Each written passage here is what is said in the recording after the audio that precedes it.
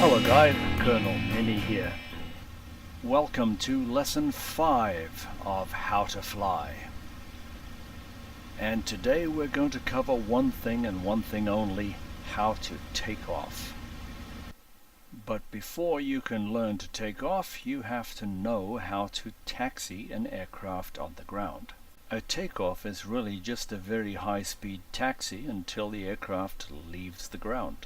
Take a look at my taxiing tutorial if you're not sure how to use the tailwheel lock and steer the aircraft on the ground with the rudders.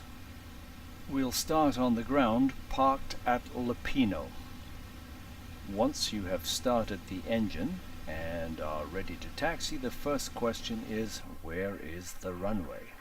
So find the wind sock, which will tell you the direction that the wind is coming from. We always try to take off and land into the wind if possible. Taxi up to the runway, but hold short or stop before you get onto the runway. Close the hatch and then look for traffic so you don't pull out in front of somebody who's landing. When it's clear, taxi into position at the end of the runway facing into the wind. As you line up down the center line, make note of the runway heading. Although during this period runways were not generally identified, knowing your runway heading is important. This runway is about 320 degrees, so it would be called runway 32. And if you were taking off in the opposite direction, it would be 180 degrees different, and it would be 140 or runway 14. Okay, so you're ready for your first takeoff. So we've learned that as you add the power, the slipstream causes the aircraft to yaw to the left. We need to control that with the right rudder. If it's uncontrolled when you start, come to a stop and try again. Forget everything else and just concentrate on keeping the aircraft straight down the runway by using the rudder. And when the aircraft is ready to fly, it will simply lift off the ground all by itself. All you need to do is to give it a little bit of encouragement with some slight back pressure to lift the nose. It's as simple as that. There's a standard checklist for the takeoff sequence, and you should commit this to memory. We'll watch the next clip and add more things to the checklist. From the cockpit, how can we tell if we're going straight? In the same way that we've used the horizon as a reference for the nose to control the speed and the angle of bank, we're going to use the lines on the runway in relation to the sides of the cockpit.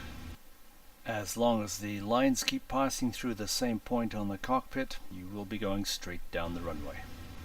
And as we reach 200, a slight back pressure will lift her off the ground. Okay, let's try that again. But we've forgotten something extremely important. What is it? That's right, we need to trim for takeoff. We are actually trimming for the climb after takeoff to try and hold the aircraft at about 290, which is the best speed. So let's run through the sequence. We add the power, we keep it straight with the rudder. As the speed gets up to about 80, we'll add slight forward pressure to bring the tail up. We'll accelerate, and at 200 we'll gently raise the nose and put it on the horizon at the top of the instrument panel. We'll raise the gear, we'll bring the power back to 2400 RPM and establish the climb. And if you're able to commit all that to memory, we'll add one more step in there, which is recommended by the pilot's manual, which recommends 20 degrees of flap for takeoff for this aircraft. We're going to repeat exactly the same sequence with the addition of raising the flaps. Power up, keep it straight, watch the speed increase. As the speed comes up, you can lower the nose wait for 200. 200, raise the nose to the climb speed, horizon reference point. Gear up, flaps up,